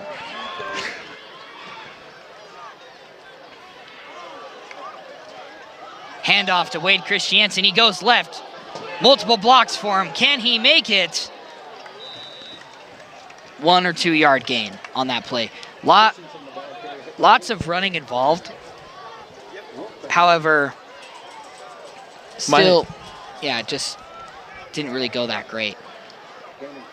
So my guess here is that we're going to go for this pass. Definitely running a trips right with a single on the left, or a pistol formation with 2 on the right and single on the left. That's pistol formation is 2 on the right. Oh. What? That's pistol formation? You were right. Oh, trips on the right. Actually, they're doing trips and twins, so that's Hail They're going Mary. all the way. Quickly passed, and it's picked off. The second pick from number 3, Farron Hardy, and he's got green grass at the 40, at the 30, and he's brought down by Brennan Houghton. Beautiful tackle by Brennan Houghton. Fortunately, he's on the 20-yard line, or 25. They're flashing the lights as if they scored a touchdown. Actually, it was a good play. It was a big play, so I respect the use of it. Our monitor turned off. How lovely. Man. quite a successful play there. Unfortunately, we'll see if we can get it back, but their line is quite strong, and so with their running game, it might be a little harder to deal with. They put Kelton Stolley into motion, and Mason Jensen they're trying so hard to sack him, they just couldn't get it. Number 40, Tristan Hughes, could not get him. Look at this play right here. Just couldn't get him. How did he get the assist from Maddox, Webb, and others? Honestly, it might have been a little bit better that he didn't get him as quickly because it was able to pull him back a little bit. Yeah. And so then when they were brought down, they lost, it seems to be 6 or 7 yards.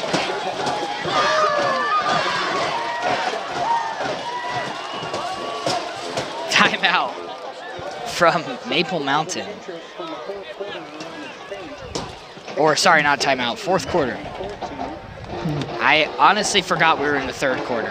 See what I said? I said like 10 to 15 minutes ago, I swear, that we had 2 minutes left and that would last a long time.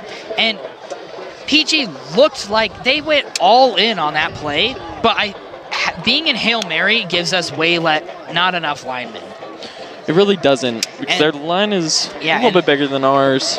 And our line is a little bit smaller, and we need more guys. And also, they blitzed hard. Blitzed with 3 guys, and they got past him real quickly. So Jacobson just launches like immediately when he catches it, and it was picked off. Farron Hardy, the second pick he's had this game.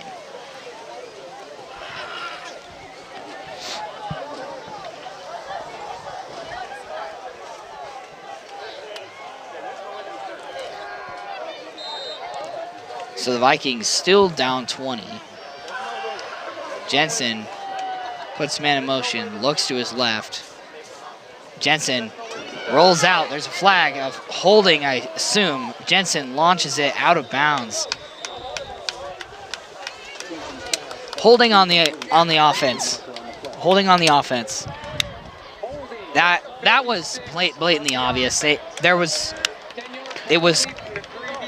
kind of like watching the Chiefs and how long they have to throw sometimes, and you wonder how they aren't calling holding. Yeah. Like right there, you saw. Well, they were. I mean, Jensen was just sitting in the pocket for like 10 seconds, and then he finally rolled out, and they were still holding it. It's quite incredible how long they got away with that. I feel like they've holding a little bit more often than most teams in this game, but maybe they're not called as much. Well, still quarter of play here. Jensen looks to his left. It's caught. That's Morehouse. Morehouse running it down the field. He's got green grass in front of him. Morehouse down at the 30. This is bringing them sort of back in. Yeah, this is exciting for Maple Mountain. They can run up this score. It's not like point differential really matters, but this is practice for their region. I mean, they probably got a tough region in 5A. Actually, I haven't researched what region they're really in. Soccer's in overtime right now. How's our girls soccer doing? They're probably doing pretty good. Oh, there we have a.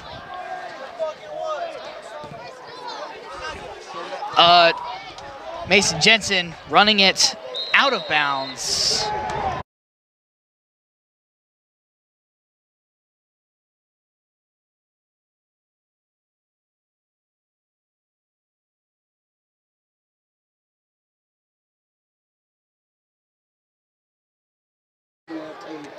So, 4th and 1 for Maple Mountain here.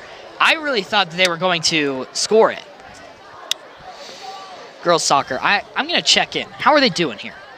In overtime, it's golden goal. As soon as they score, it's over. Where's the backer? Snap from Maple Mountain. They are running it at the 5-yard line, so they get the first down.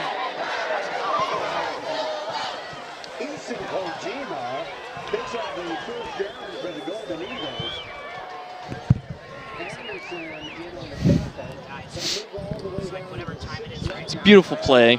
Come quite close to the goal, or, well, the touchdown. Going for the touchdown here. Maple Mountain kind of running some second stringers. Wow, he shoves his own guy. 44. 44, Easton Kojima. And he shoves Derek Morehouse out of the way. So there's flag on the play. It's not a touchdown.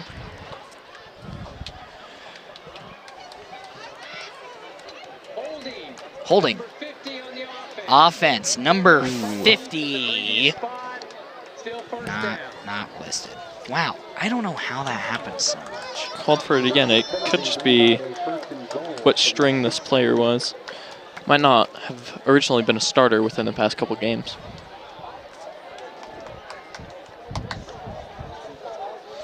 So Jack, how are our girls doing over at PG in girls soccer? It's overtime. It's golden goal for soccer, and it seems like they're dominating a lot of the possession here. Now they're pulling up the field. They're at half yard. They're at the half field.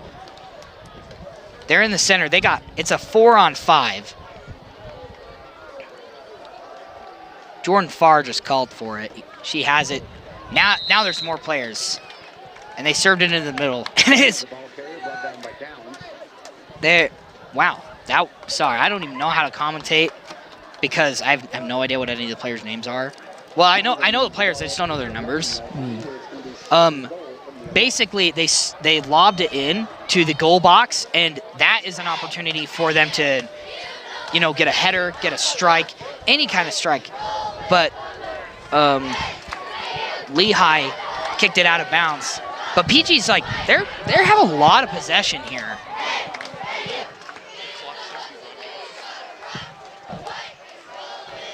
Jensen looks to his right, and it is no good for Morehouse as we look back, and I'm calling both games here. It's a little like a spike by Morehouse. Just like Kevin Harlan on that classic clip where he's commentating the Chiefs and the Dolphins game at the same time. Great clip. Yeah, so 6 minutes 25 left in overtime, or the first half of overtime. I think so, because it says quarter 3. Jensen looking lay to his left here. It's overthrown, and that 3rd and 11.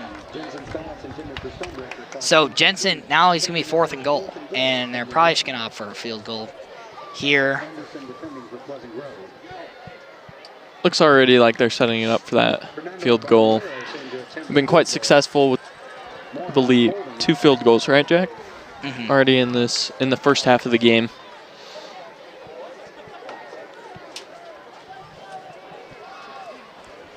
Yeah.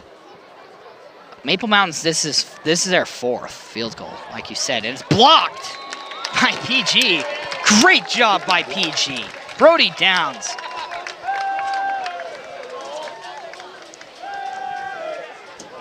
Alrighty.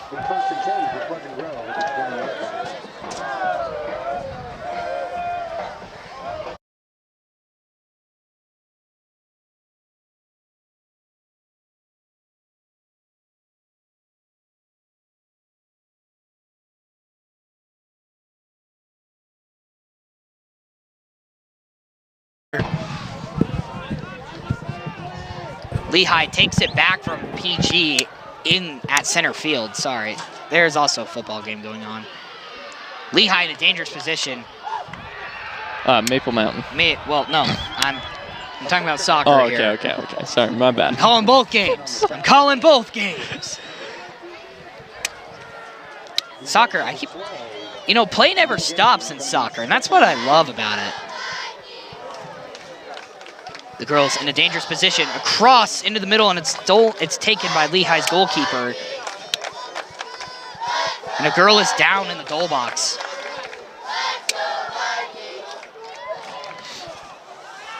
Jacobson calls for motion. The handoff. Number 41, Aiden Hammond. So we're opting. These are second string players that are playing right now. Give a little rest, see if we got a little more drive for our starters Honestly, in the last few minutes is my guess. This Or do you might think be an interesting moment for Cardin Page to take the field as quarterback. Is he?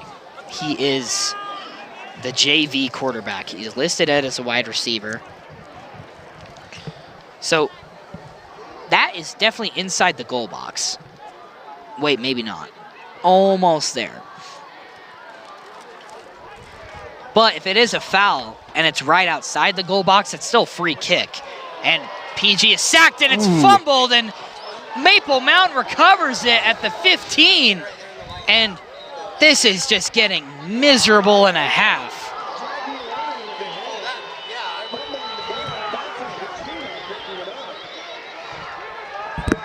It's just getting so much worse.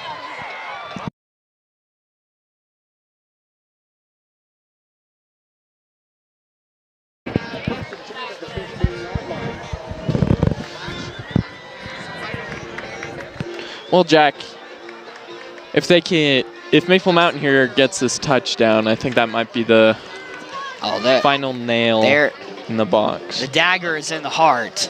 You're right, the nail in the coffin. Just nail in the coffin, my bad. No, you got it. Nail in the box also works. Pinewood box.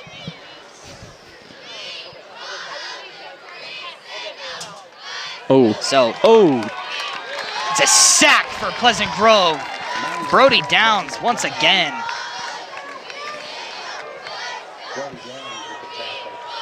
Brody right there, brought he down. He just broke right through their line and took him down almost immediately. PG Soccer in a dangerous spot here.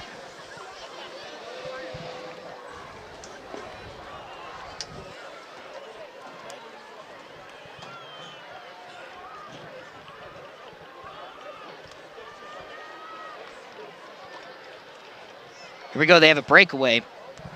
Shot from way out, and it's going to hit the Lehigh goalkeeper. I believe Jordan Farr was the one who shot that, number 12. Timeout Maple Mountain right there for our football game going on.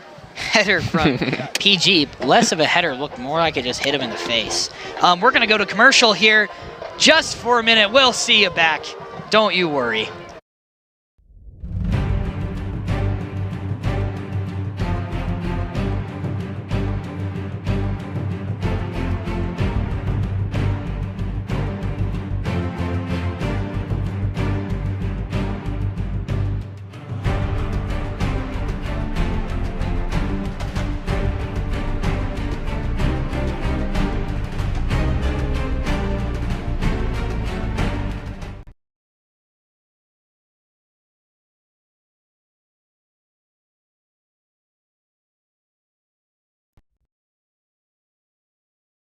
As we welcome you back to Viking football.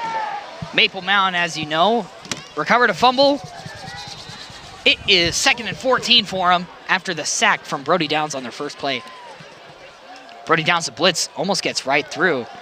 The handoff, or the little backwards toss, and Jackson is brought down for Maple Mountain.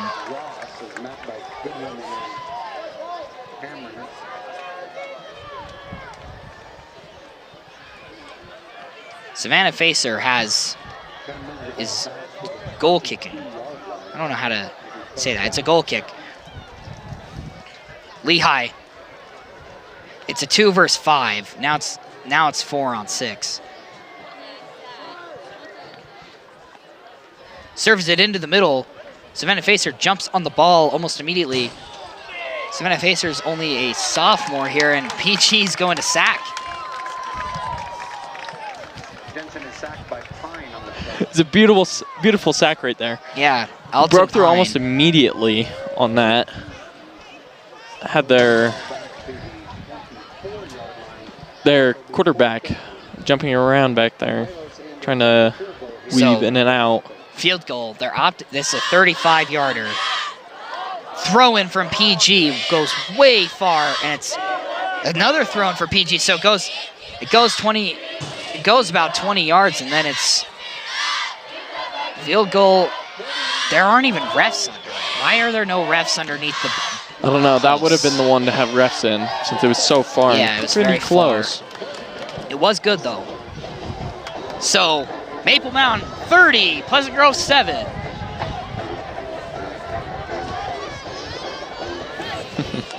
Nine seconds left in overtime. As Pete, I don't know if it's second half of overtime is going to happen or if it's just going to go to penalty kicks. But there you go. I assume the first half of overtime is over for Pleasant Grove. As there's going to be, they're going to the second half of overtime. It's going to be 10 minutes long. I assume they're going to have a bit of a break. Maybe the break is 10 minutes, I'm not sure. And PG Soccer still has an opportunity to win it here.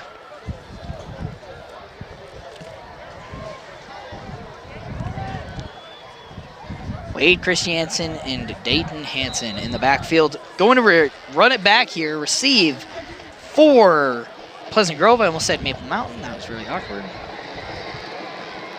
All right, looks like we have number 38 kicking, although we have 2 listed here. Fernando Benuelos or Carson Alvey. I'd say it's Carson Alvey. Isn't he labeled as kicker? No, actually neither of them are labeled as kicker. Carson is a wide receiver, while Fernando is not labeled at all. Interesting. I never know what's going on here. To be honest, Maple Mountain has so many players. Their roster is 4 pages long. Holy. What?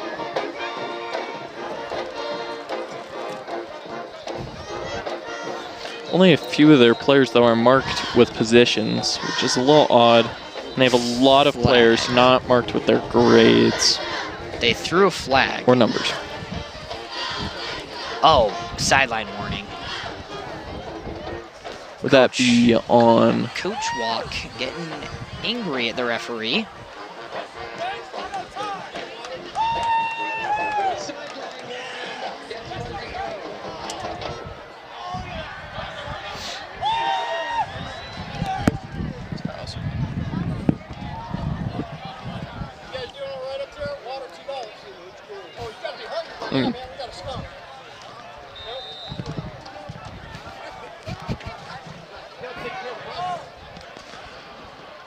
So, Spencer Foka calls for the snap, and he is running it, and he was so close to breaking away. If he didn't step out of bounds there, that would have been incredible. Like, he would have had green grass in front of him. That would remind me of 2021. Let me take you back. Pleasant Grove was a brand new team, basically all sophomores. I'm pretty sure there were 3 juniors, and there was 1 senior on that team in 2021. It was crazy how many sophomores there were. Now, very similar to this year, although it's actually very junior-dominated for Pleasant Grove as well as sophomores. We do actually have a lot of seniors. Not all of them. Yeah, not all are of them starters, play, actually. But let me take you back. So Corner Canyon's still in our region, right? And I'm in marching band. This was a different era for me. I was in marching band for Pleasant Grove, and we were playing the pep band on the side, and we were playing Corner Canyon, and at the half, or I believe at the third quarter, it was 56-0 for Pleasant Grove. And the student section was completely full, and they didn't lose spirits the whole time. And honestly, at the end, we scored a touchdown. It's fumbled by Spencer Foka, but now he's running it, and he is brought down. There's another fumble, and there's a flag on the play. What is going on with this game? There's just penalties every play. Fumbles. Penalties. Earlier, Turnovers. we literally went 3 for 3 for penalties. Wow. We haven't quite gone 4 for 4. We haven't hit the Wendy's meal deal yet. But when we do, it'll prove that this is kind of a newer team. You know, there hasn't been an illegal formation call yet, but there has been a few sketchy moments, I feel, that we haven't lined up very well. Play is back on for PG Soccer, by the way. Throw in for PG at the 10. If you don't know, that's basically 20 yards away from the goal. The soccer field's kind of oriented different Like the outline is like the black line way off from the sideline.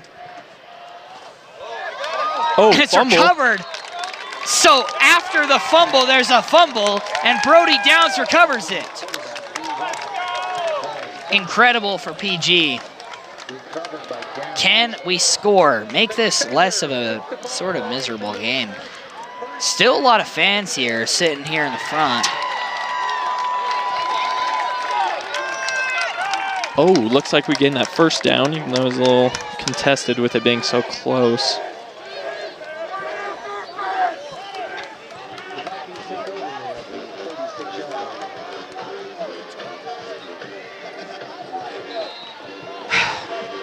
See, Jack, with us not having much to lose, being so far behind, it might be, looks as though we might try to go for those longer passes. Yeah, and try to make that quicker game. Could be successful, hopefully. Handoff from Hafoka to Wade, and Wade runs right through the middle. Gets a gain of about 8 yards before he's brought down by the Maple Mountain defense.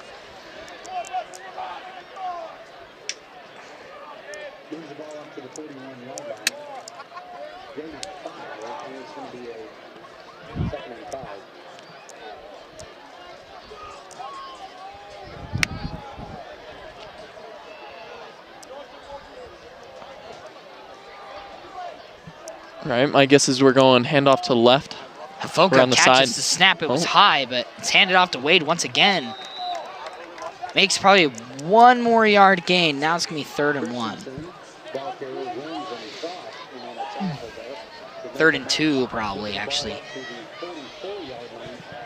This could be close. If we continue with this slow-paced movement, we might be able to bring it back at least 1 or 2 touchdowns.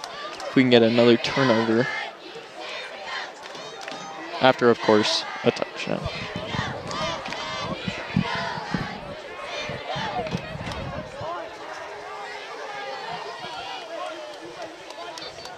Hafoka lines up with twins on the right, single on the left. That's Pistol.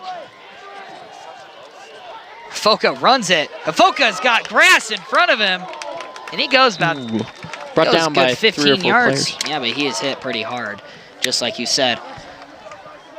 So, what do you think PG's takeaway should be to going into against Riverton? Homecoming game, second home game of the year, second of 4. There's 6 away games this season. I think our takeaway might be to focus a little more on our passing game to even it out as we move up to our homecoming game against Riverton. That might help a little bit. And try that out in the first quarter or so. If it isn't, then maybe move back towards what we feel comfortable with, which is our pass short to Wade Christiansen, and he's brought down.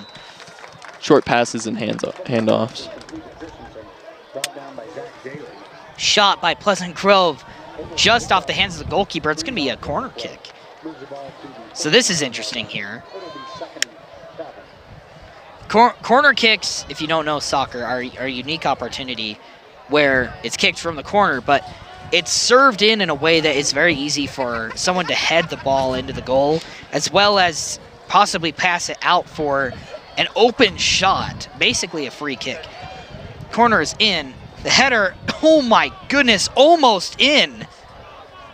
But Lehigh goalkeeper catches it as Hafoka hands off to Wade Christiansen.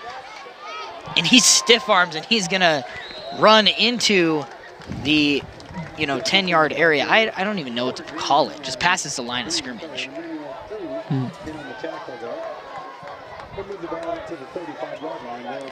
Looks as though it's a 4 or 5 yard gain.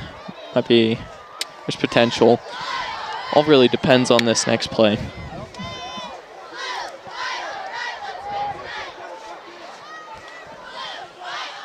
My guess is that they'll go with the handoff to Wade again towards the right side, which looks a little more spread out. Yeah, it looks lighter. It's way contested on this left side here. Handoff to Wade. And he runs right through the middle, and Wade has grass in front of him. Wade, he breaks the tackle.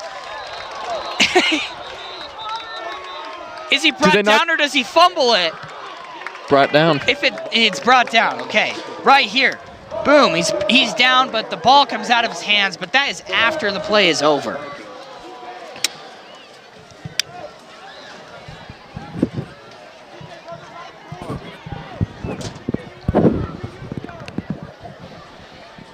Jack, do you think they'll go for a QB push, being close enough and having 4 chances here? Or I think it's just short game here. Maybe run play with Wade. I'm just looking for these last 50 seconds to be great. Oh! And the snap is fumbled, and Hafoka dives on it, and that loses us 20 yards. It's just awful. It's back out of the 21-yard line. It was at the 4. At the 22-yard line. That might be a little of a setback there. Second and goal. As Lehigh attempted goal goes like way too high. Goes through the uprights, actually.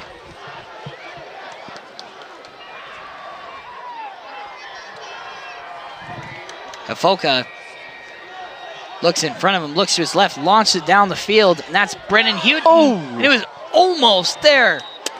Just not quite. Looked for a second there that it might have gone to one of their safeties. Which would have been quite unfortunate. Not very much surprised though with how many interceptions they've had. Reminder, students do not go on the field at the end of play. Do not go on the field at the end of play. Let's see, with just 1 second left, there's not much they can do. Or anything.